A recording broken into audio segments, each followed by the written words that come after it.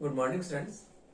पिछली कक्षा में हम लोकतंत्र के बारे में पढ़ रहे थे कि लोकतांत्रिक शासन व्यवस्था क्या है और लोकतांत्रिक शासन व्यवस्था में हमने पिछली कक्षा में इसके प्रमुख लक्षण विशेषताएं पढ़ी थी और लोकतांत्रिक शासन व्यवस्था के बारे में बताया था कि लोकतांत्रिक शासन व्यवस्था के जो विचारकों ने अलग अलग परिभाषाएं इसकी जो बताई हैं उनके बारे में आपको बताया था और लोकतंत्र के गुण और दोष की हम बात कर रहे थे। तो हमने लोकतंत्र के गुणों की पिछली कक्षा में चर्चा की थी और हमने इसके 8 गुण कर लिए थे। तो अब हम आगे इसी में ही आगे बढ़ते हैं और लोकतंत्र के गुण दोषों पर पहले हम लोकतंत्र के गुण की बात करते हैं, उसके बाद दोष की बात करेंगे। तो पिछली कक्षा में आपके 8 गुण हुए थे, तो उसके आगे हम लोकतंत्र के गुणों की चर्चा करते हैं। तो देखिए लोकतंत्र के गुण,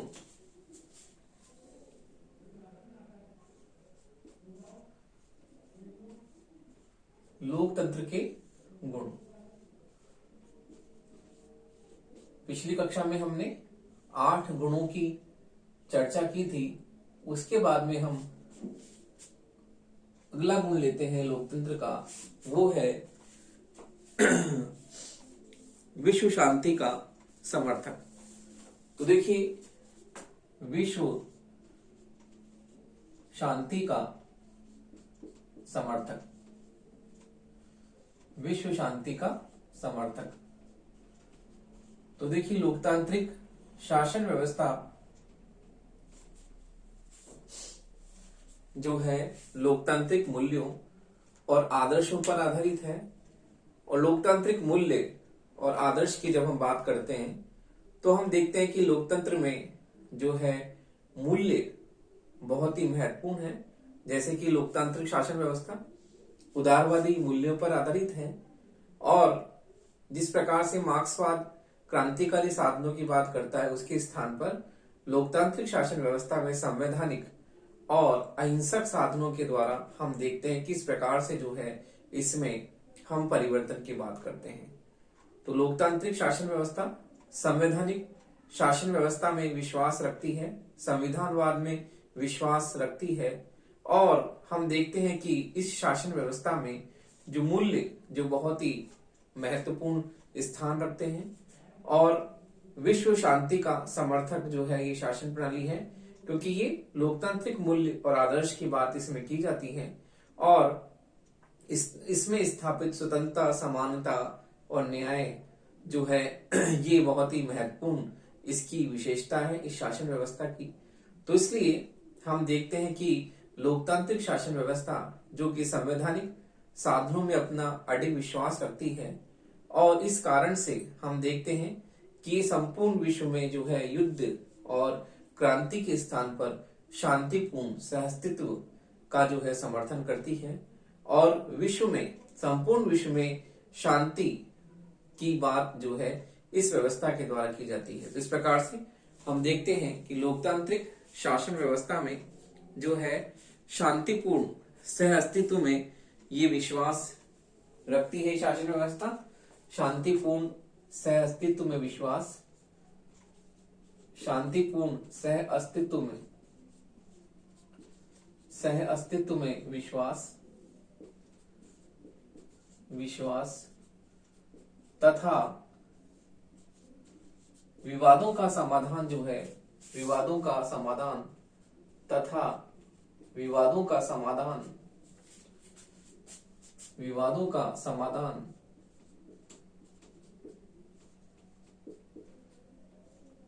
शांतिपूर्ण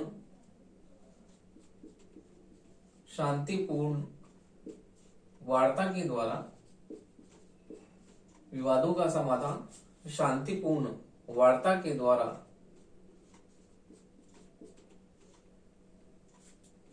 करती है,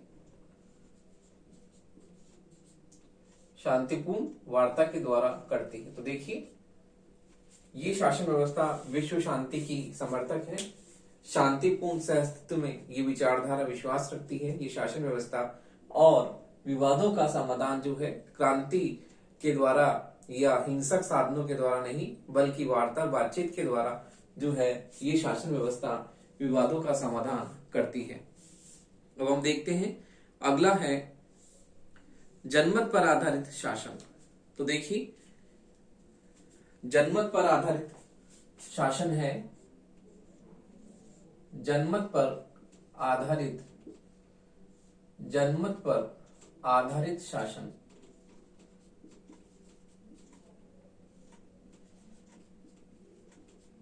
तो देखिए ये शासन, यह शासन जनमत पर आधारित होता है, जनमत पर आधारित होता है, जनमत पर आधारित होता है, जनमत पर आधारित होता है तथा शासन का संचालन, तथा शासन का संचालन, तथा शासन का संचालन जनता द्वारा, शासन का संचालन जनता द्वारा चुने हुए, जनता द्वारा चुने हुए प्रतिनिधियों के माध्यम से, प्रतिनिधियों के माध्यम से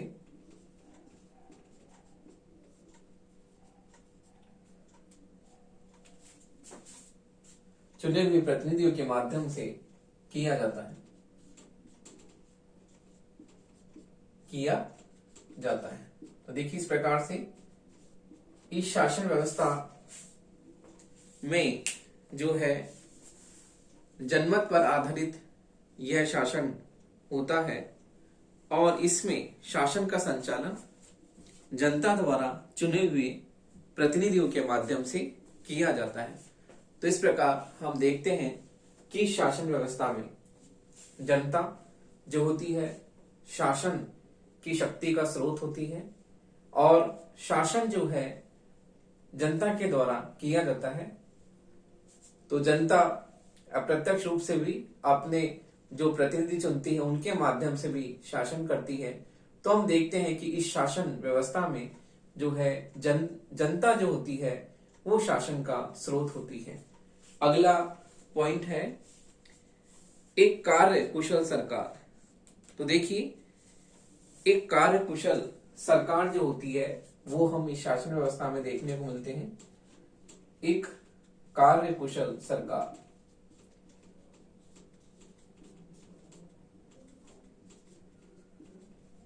एक कार्य कुशल सरकार। तो देखिए इस शासन व्यवस्था में जनता अपने चुने हुए प्रतिनिधियों के माध्यम से शासन करती है और शासन में जो उत्तरदायी, तो देखिए शासन में शासन उत्तरदायी होता है किसके प्रति? जनता के प्रति। शासन उत्तरदायी होता है जनता के प्रति। शासन में हमें उत्तरदायित्वता देखने को मिलती है और शासन जो है जनता के प्रति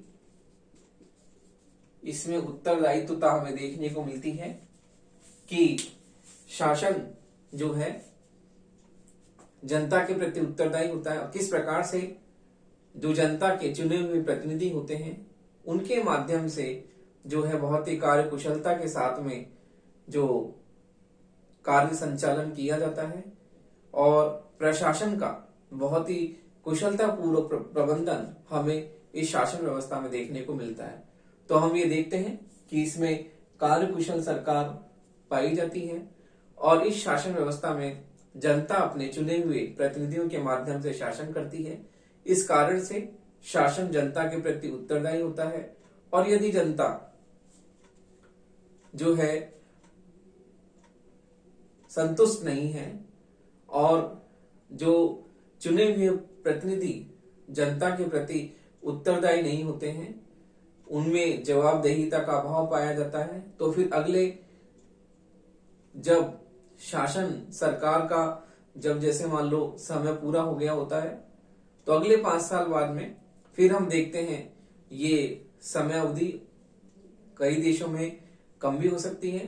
तो फिर अगले आने वाले चुनाव में जनता क्या होती है वो सरकार का तख्ता पलट कर देती है और इस प्रकार से जो है सरकार में हमें परिवर्तन देखने को मिलता है। तो इस प्रकार शासन जनता के प्रति उत्तरदायी होता है, शासन में जवाबदेहिता पाई जाती है, और यदि सरकार जनता के प्रति उत्तरदायित्वता नहीं निभाती है तो आने वाले समय में जो है जनता जो है सरकार में परिवर्तन कर सकती है। अगला पॉइंट है देशभक्ति की शिक्षा। तो देखिए, देशभक्ति की शिक्षा, देशभक्ति की शिक्षा,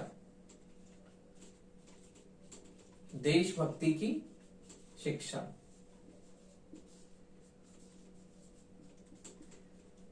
तो देखिए, लोकतंत्र राष्ट्र प्रेम की, लोकतंत्र राष्ट्र प्रेम की भावना का भी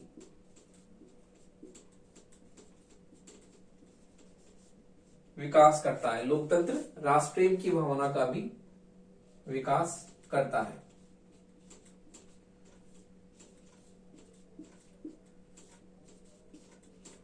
तो देखिए, लोकतंत्र में राष्ट्र प्रेम की भावना हमें दिखाई देती है और राज्य को जो है किसी शासक वर्ग की संपत्ति न मानकर, राज्य को किसी शासक वर्ग की, राज्य को किसी शासक वर्ग की संपत्ति, किसी शासक वर्ग की संपत्ति न मानकर उसे जनता की संपत्ति, उसे जनता की संपत्ति माना जाता है, उसे जनता की संपत्ति माना जाता है। तो देखिए, इस प्रकार से हम देखते हैं कि इसमें देशभक्ति की भावना का जो है, राष्ट्र प्रेम की भावना का विकास होता है और शासन जो है किसी शासक वर्ग की संपत्ति या बपौती न मानकर उसे जनता की संपत्ति माना जाता है। तो इस प्रकार से लोकतंत्र में हमें राष्ट्र प्रेम और देशभक्ति की जो शिक्षा मिलती है। अगला है क्रांति से सुरक्षा। अगली विशेषता है क्रांति से सुरक्षा। देखिए, क्रांति से सुरक्षा, क्रांति से सुरक्षा। तो देखिए, इसमें हमें क्रांति से सुरक्षा मिलती है कि शासन किसी एक वर्ग के हाथों में न होकर, शासन इसमें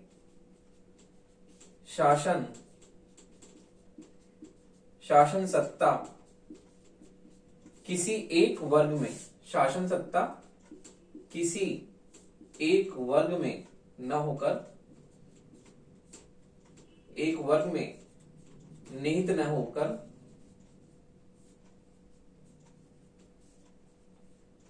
शासन सत्ता किसी एक वर्ग में निहित न होकर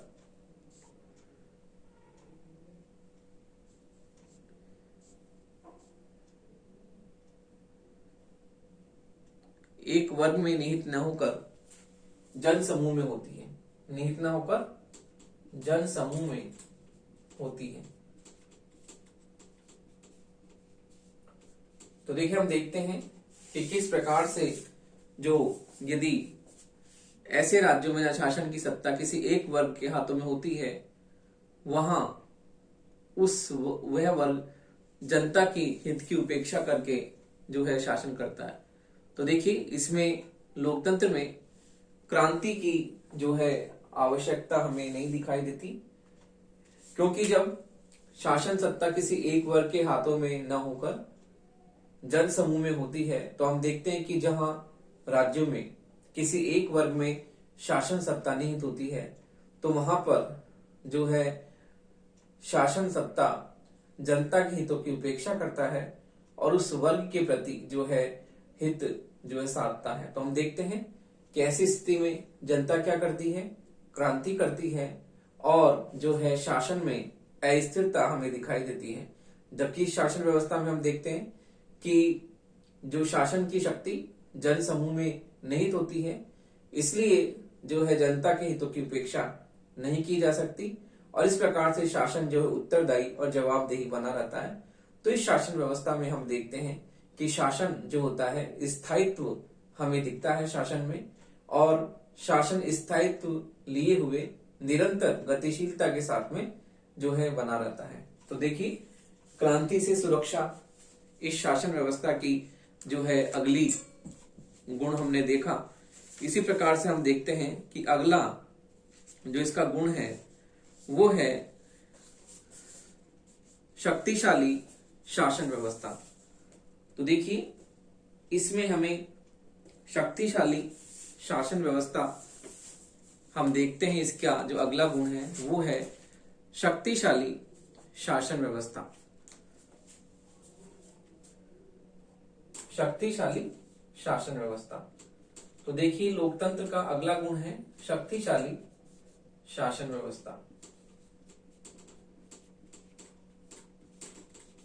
देखिए, इस शासन व्यवस्था में हम देखते हैं कि लोकतंत्र जो है बहुत ही, क्योंकि इसमें शासन जनसम्मति पर आधारित होता है और किस प्रकार से जब राष्ट्र पर संकट आता है तो संपूर्ण जनता एक बिल्कुल व्यक्ति के रूप में खड़ा होकर जो है संकट से जूझने का प्रयास करती है। तो इस प्रकार हम देखते हैं कि ये शासन व्यवस्था बहुत ही शक्तिशाली होती है, क्योंकि लोकतंत्र राष्ट्र प्रेम पर, देशभक्ति पर आधारित होता है और इसमें व्यक्ति संकट के समय जो होता है वो सब एक साथ मिलकर जो है इसमें राष्ट्रीय संकट से उबरने का प्रयास करते हैं। तो इस प्रकार हम देखते हैं कि शासन व्यवस्था में बहुत ही जो है हमें शक्ति संपन्न व्यवस्था दिखाई देती है। तो हम ये देखते हैं कि लोकतंत्र में जो है राष्ट्रीय शक्ति का प्रमुख स्रोत जनता है और जनता जो होती है किस प्रकार से जो है लोगों को, क्योंकि इस शासन व्यवस्था में सरकार का प्रमुख आधार जनता होती है और जनता में शासन की शक्ति निहित होती है।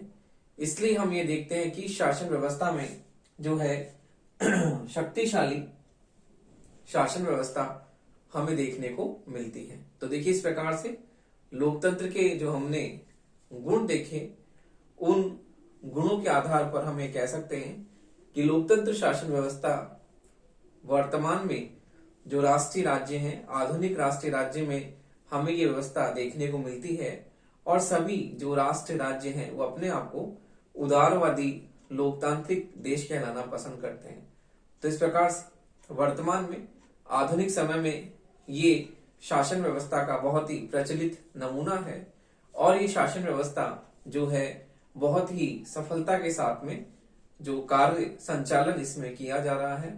तो इस प्रकार हम देखते हैं कि लोकतंत्र में जो गुण हमने देखे उसके बाद में इसमें कुछ कमियां, दोष भी हैं, तो उसकी चर्चा हम करते हैं कि लोकतंत्र के गुण के बाद में लोकतंत्र के दोष क्या हैं। तो देखिए, लोकतंत्र के जो दोष हैं उनके बारे में हम चर्चा करते हैं कि लोकतंत्र के दोष क्या हैं।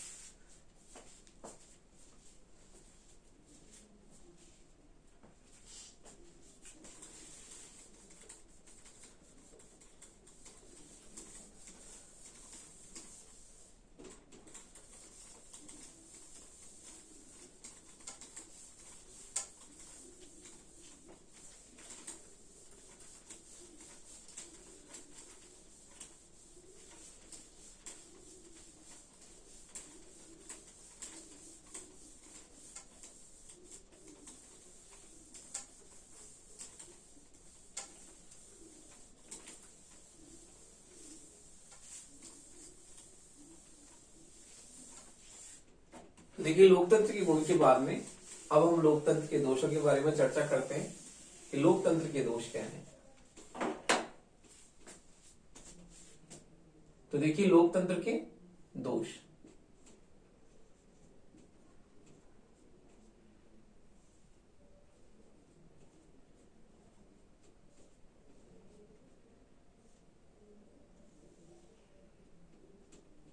तो देखिए लोकतंत्र के दोष हम देखते हैं कि लोकतंत्र के दोष किस प्रकार से हैं। तो देखिए लोकतांत्रिक शासन व्यवस्था में जो दोष है उसके बारे में हम चर्चा करते हैं कि दोष किस प्रकार से हैं। तो देखिए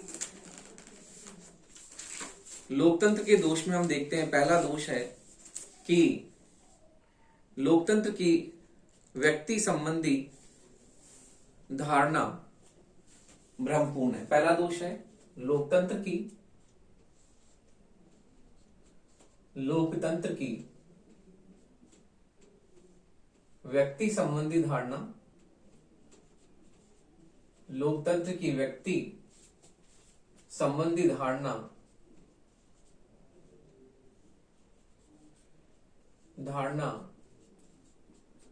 भ्रमपूर्ण है।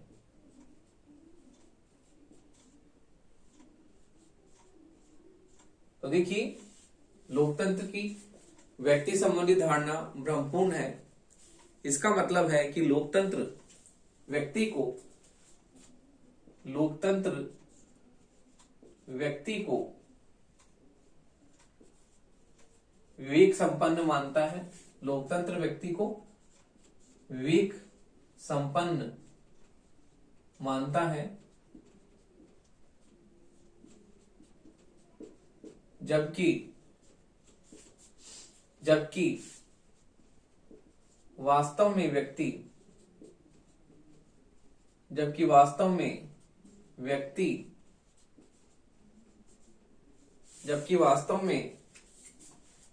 व्यक्ति अबौद्धिक प्राणी है। वास्तव में व्यक्ति अबौद्धिक प्राणी है, जो अबौद्धिक प्राणी है जो अपने मूल संवेगों से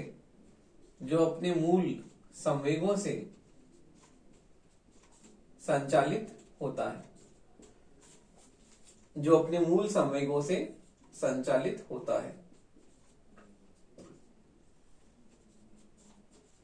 देखिए इस प्रकार से हम देखते हैं कि लोकतंत्र जो है व्यक्ति को विवेकशील प्राणी मानता है, क्योंकि लोकतंत्र उदारवादी विचारधारा पर आधारित है और हम वर्तमान में लोकतंत्र को उदारवादी लोकतंत्र का प्रतिरूप ही मानते हैं।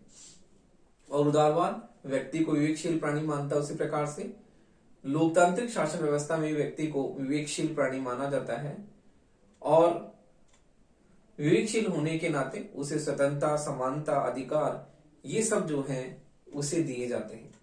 जबकि हम देखते हैं कि वास्तव में व्यक्ति एक अबौद्धिक प्राणी है और उसका जीवन अपने मानवीय संवेगों से संचालित होता है, क्योंकि हम देखते हैं कि व्यक्ति अपनी मूल भावनाओं से ही अपना जीवन व्यतीत करता है और उसके जीवन में जो मूल संवेग होते हैं, मानवीय संवेग होते हैं, उन्हीं से ही उसका जीवन संचालित होता है। तो ये हम देखते हैं कि व्यक्ति के संबंध में जो लोकतंत्र की धारणा है वो बहुत ही भ्रमपूर्ण है। अगला दोष है अयोग्यता का शासन। तो देखिए अयोग्यता का शासन।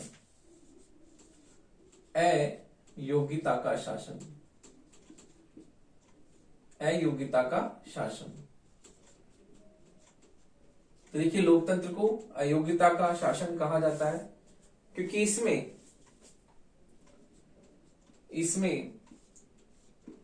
शासन का आधार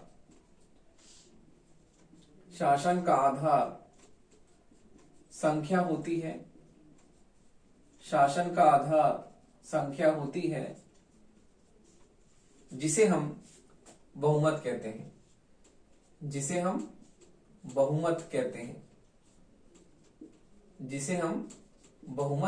देखिए लोकतांत्रिक शासन व्यवस्था में बहुमत का शासन होता है, अल्पसंख्यकों पर बहुमत मेजोरिटी शासन करती है। तो देखिए इसे बहुसंख्यक मूर्खों द्वारा एक मूर्ख सरकार का निर्वाचन होता है। तो देखिए इसमें विद्वानों की तुलना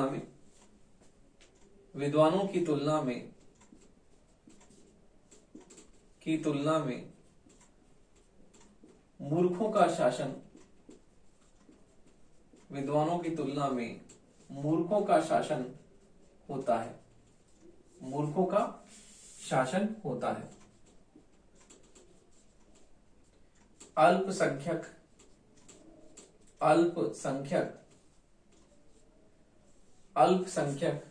विद्वानों पर बहुसंख्यक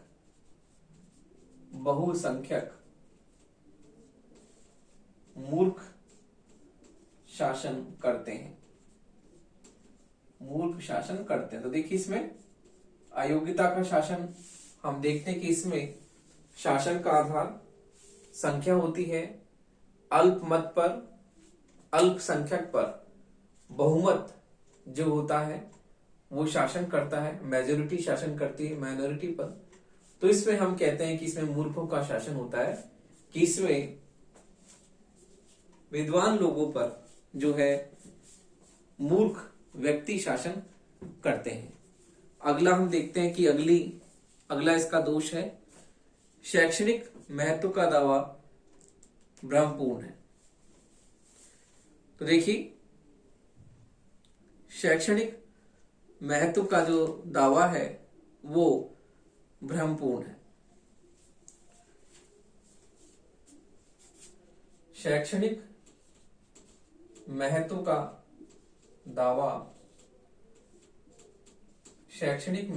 दावा भ्रमपूर्ण है। तो देखिए इस शासन व्यवस्था में माना जाता है कि ये शासन व्यवस्था देशभक्ति की भावना का संचालन करती है और लोगों को राजनीतिक शिक्षा प्रदान करती है। तो हम कहते हैं कि ये दावा क्या है, भ्रमपूर्ण है, ये गलत है। इसमें ऐसी हम देखते हैं कि लोकतंत्र में जो है राजनीतिक दल राष्ट्रीय समस्या आने पर जो है अपने स्वार्थ को ही प्रमुख मानते हैं और अपने स्वार्थ के आगे वो राष्ट्रीय हित की उपेक्षा कर देते हैं। तो इसमें हम कहते हैं कि लोकतंत्र में राष्ट्रीय हित प्रमुख होता है, जबकि वास्तव में हम देखते हैं कि राष्ट्रीय हित की उपेक्षा राजनीतिक दल करते हैं। राजनीतिक दल अपने संकीर्ण स्वार्थों के कारण राष्ट्रीय हितों की अनदेखी करते हैं। तो इस प्रकार ये दावा गलत है कि इसमें शैक्षणिक जो है बात की जाती है या शैक्षणिक महत्व पर बल दिया जाता है। अगला है लोकतांत्रिक स्वतंत्रता व समानता भ्रमपूर्ण है। तो देखिए लोकतांत्रिक स्वतंत्रता व समानता भ्रमपूर्ण है। देखिए इसमें लोकतांत्रिक स्वतंत्रता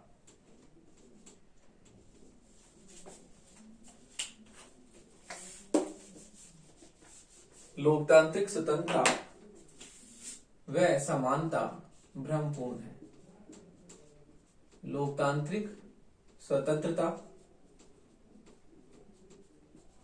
व समानता भ्रमपूर्ण है। तो देखिए लोकतांत्रिक शासन व्यवस्था में हम देखते हैं कि राजनीतिक स्वतंत्रता और समानता की बात तो की जाती है, लेकिन राजनीतिक स्वतंत्रता और समानता के साथ में इसमें आर्थिक स्वतंत्रता पर बिल्कुल भी विचार नहीं किया जाता है। और इस प्रकार हम देखते हैं कि इसमें आर्थिक स्वतंत्रता व समानता जो है प्रदान नहीं की जाती। तो देखिए इसमें राजनीतिक स्वतंत्रता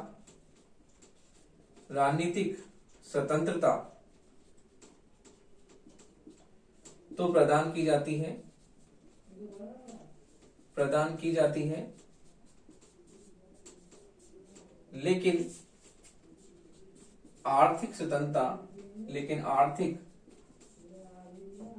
लेकिन आर्थिक स्वतंत्रता व समानता आर्थिक स्वतंत्रता व समानता प्रदान नहीं की जाती है। तो हम देखते हैं कि इस प्रकार से इस शासन व्यवस्था में राजनीतिक स्वतंत्रता तो प्रदान की जाती है, लेकिन आर्थिक स्वतंत्रता और समानता प्रदान नहीं की जाती, जो कि बहुत ही महत्वपूर्ण है। तो देखिए इस प्रकार से इस शासन व्यवस्था में आर्थिक स्वतंत्रता और समानता की बात नहीं की जाती, जो कि बहुत ही महत्वपूर्ण है, जबकि राजनीतिक स्वतंत्रता की बात इसमें की जाती है।